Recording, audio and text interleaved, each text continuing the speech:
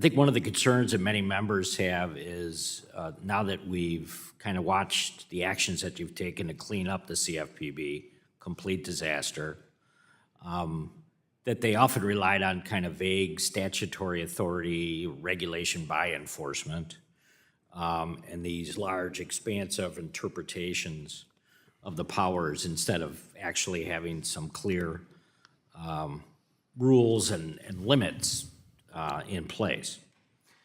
So I think my concern is moving forward that restoring kind of the legal clarity and the procedural fairness,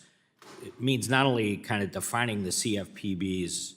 authorities more clearly, it also means making sure that they were within the proper jurisdiction, right? So I have a bill,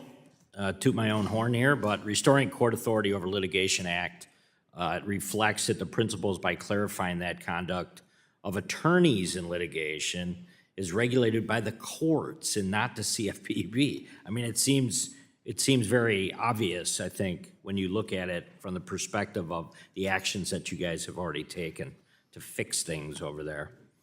But just one question then. How important is it for Congress to establish kind of the clear jurisdictional boundaries so that in the future, I'm worried about the future, I'm worried about us sliding back to this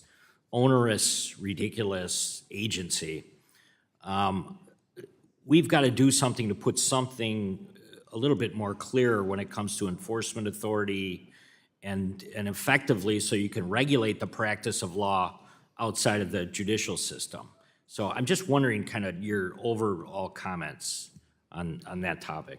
I think clear boundaries need to be set by Congress to ensure that in a future administration, the CFPB can't grow and be in the novel statutory theory space, which is one of the main areas that it was doing with regard to its enforcement activities. Yeah, and so as you work through this,